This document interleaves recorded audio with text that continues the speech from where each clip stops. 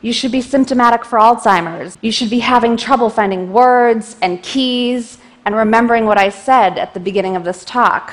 But you might not be. There's one more thing you can do to protect yourself from experiencing the symptoms of Alzheimer's, even if you have the full-blown disease pathology ablaze in your brain.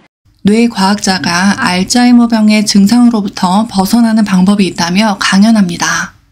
사실 알츠하이머병은 병의 증상이 발현되기 전에 예방하는 것이 가장 좋습니다. 하지만 리사 제노바라는 뇌과학자는 불가항력적으로 병이 진행되어 우리의 뇌가 망가졌음에도 불구하고 일상생활을 하며 나를 지킬 수 있는 방법이 있다고 말합니다. 그 방법 너무 궁금하시죠? 이 영상만 끝까지 보신다면 알츠하이머병을 치료하기 위한 그녀가 추천하는 방법을 바로 알 수 있을 것입니다. 지금 바로 시작합니다. 구독과 좋아요는 영상 제작에 큰 힘이 됩니다. 영상에 나온 리사 제노바는 과학자의 눈과 시인의 귀를 가진 신경과학자이자 소설가로 하버드대 출신의 신경과학 박사입니다. 한 강연에서 알츠하이머병에 대한 새로운 시각을 쉽게 설명해서 제가 참 인상 깊게 보았는데요. 그 중에서 이미 알츠하이머병에 걸린 뇌임에도 일상생활을 할 수 있는 방법이 있다고 말해 제 눈과 귀를 한 번에 사로잡았습니다. 75세 이상의 678명의 수녀를 대상으로 20년 이상 진행된 연구가 있습니다. 그분들이 세상을 떠났을 때 그분들의 뇌는 부검되었는데요. 몇몇의 뇌에서 새로운 점을 과학자들이 발견합니다. 알츠하이머병에 걸렸지만 걸리지 않았다. 알츠하이머병의 원인인 아밀로이드 반전과 신경 섬유 얽힘, 뇌 수축이 발견되었음에도 불구하고 수녀들은 살아생전 알츠하이머병에 걸리지 않았습니다. 다시 정확하게 말하면 뇌에 알츠하이머 병변이 있음에도 일상생활을 하는데 전혀 증상이 발현되지 않았다는 것입니다. 도대체 어떻게 이런 일이 가능했던 것일까요? 그분들이 어떤 생활을 했길래 뇌가 망가졌지만 건강하게 살다 돌아가셨을까요? 우리도 그 비법만 안다면 그들과 같이 건강하게 살 수 있지 않을까요? 우리의 뇌는 스스로 알츠하이머 병에 대한 병리학적 회복을 할 수 있습니다. 그 비밀은 아직 손상되지 않은 새로운 신경망을 만들어내는 것입니다. 운동하시는 뇌라는 책의 내용을 빌리자면 뇌세포는 재생되고 심지어 뇌의 부피가 커진다는 사실이 이미 과학적으로 밝혀졌습니다. 알츠하이머병에 대한 강한 뇌를 만들려면 우선 익숙한 것에서 벗어나야 합니다. 영어를 배우거나 새로운 노래를 배우거나 새로운 친구를 사귀거나 책을 읽는 것도 아주 좋습니다. 그리고 조금 어려울 수도 있는 보건소의 영상을 보는 것도 포함됩니다. 새로운 것을 배우는 것이 알츠하이머 병에 대한 강한 뇌를 만드는 법이라고 말씀드렸습니다. 그래서 조금 어렵더라도 내용 이어가 보도록 하겠습니다. 영상 끝까지 놓치지 마세요. 뇌 안에 있는 뉴런의 시냅스에는 신경 전달 물질이 나옵니다. 이 과정을 통해 신호는 변환되고 서로 의사소통이 일어납니다.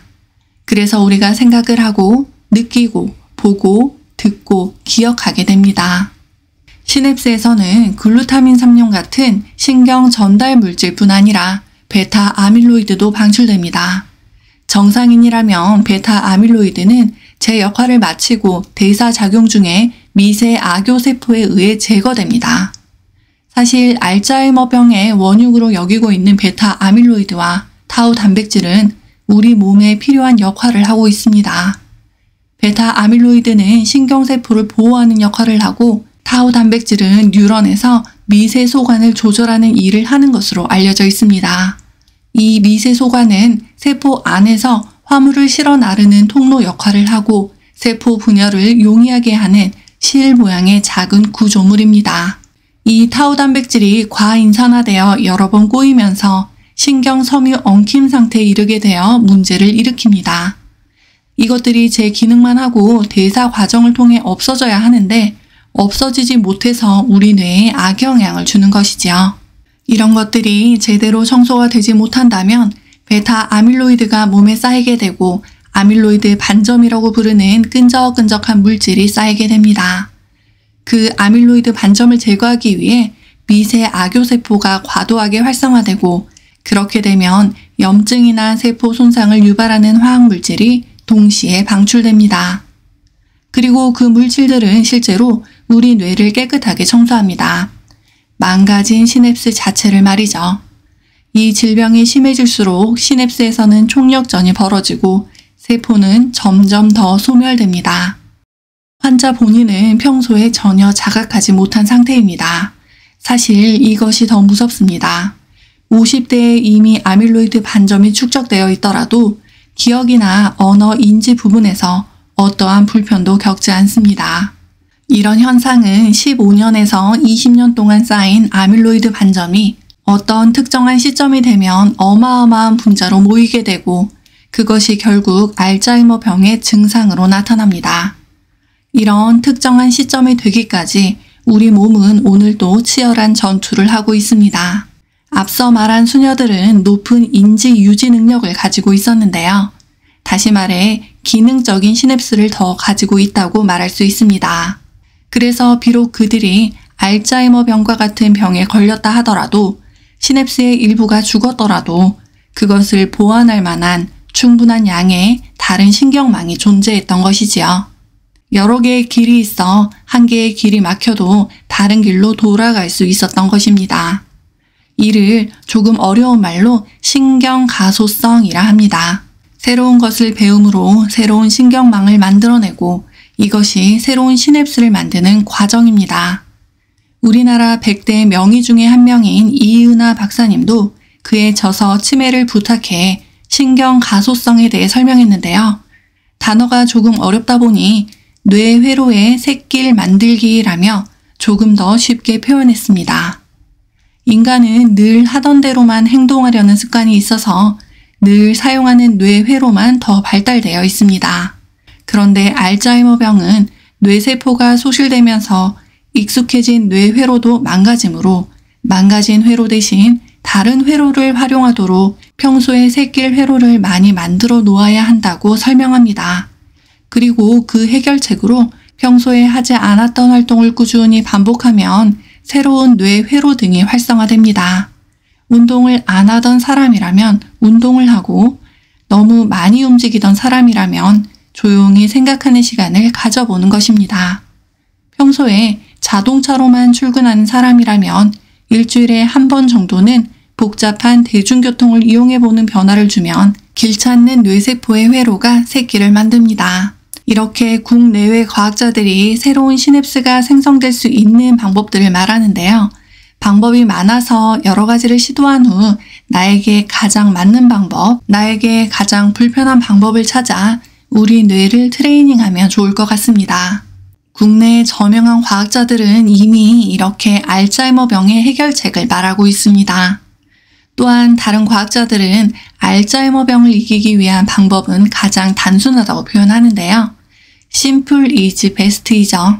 아밀로이드 반점이 특정한 시점에 도달하지 않도록 유지하는 것을 말합니다. 리사 제노바는 또한 알츠하이머 병을 시소에 비유합니다. 안 좋은 영향으로 시소가 바닥에 닿으면 특정한 시점에 도달해 알츠하이머 병의 증상이 발현한다는 것이지요.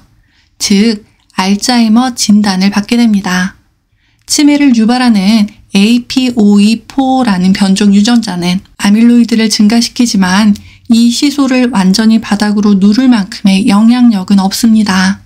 부모로부터 유전자를 물려받을 수 있지만 그것의 영향력은 미미합니다. 그녀가 말하는 알츠하이머 치매 여러 예방법 중 한 가지만 더 말씀드리고 영상 마무리하겠습니다. 수면입니다. 느린 파동의 깊은 수면 상태에서 교질세포는 뇌 척수액을 씻어냅니다. 동시에 시냅스에 쌓여있던 노폐물들이 씻겨나갑니다. 깊은 수면은 뇌가 청소하기에 가장 적합한 시기인 것이지요. 많은 과학자들이 잠을 덜 자게 되는 것이 알츠하이머 병의 위험을 증가시킨다고 하나같이 말합니다. 세인트 루이스 워싱턴 대학 요엘주 박사는 베타 아밀로이드 플라크가 빨리 축적된다고 말했습니다.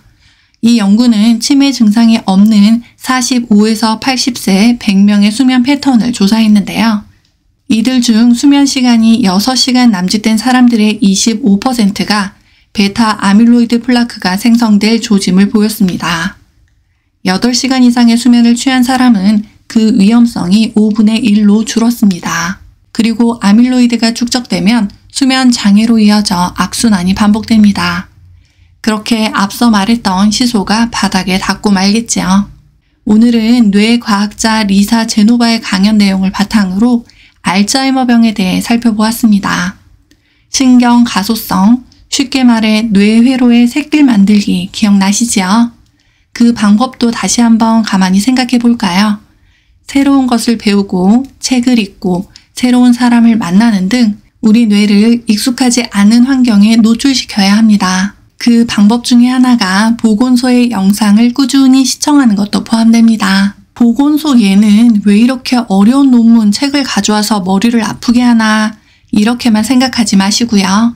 조금 어려운 길을 가더라도 새로운 내용과 최신 정보를 접한다면 여러분의 뇌가 더욱 튼튼해질 것입니다. 앞으로도 보건소는 여러분에게 가장 도움이 되는 정보로 꾸준히 노력하겠습니다. 오늘 영상을 보시고 하실 일이 있습니다. 첫째는 나의 뇌를 강하게 만들기 위해 보건소의 다른 추천 영상을 한 편 더 이어서 보시는 것이고요. 두 번째가 더 중요합니다. 소중한 분들에게 전해주시고 구독과 좋아요, 알림 설정 눌러주세요. 마지막으로 리사 제노바의 메시지를 전하며 인사드리겠습니다. 다음에 더 좋은 영상으로 꼭 다시 만나요. Building an Alzheimer's resistant brain, meeting new friends, reading a book. And if despite all of this, you are someday diagnosed with Alzheimer's, there are 3 lessons I've learned from my grandmother and the dozens of people I've come to know living with this disease. Diagnosis doesn't mean you're dying tomorrow. Keep living. You won't lose your emotional memory. You'll still be able to understand love and joy. You might not remember what I said 5 minutes ago, but you'll remember how I made you feel. And you are more than what you can remember. Thank you.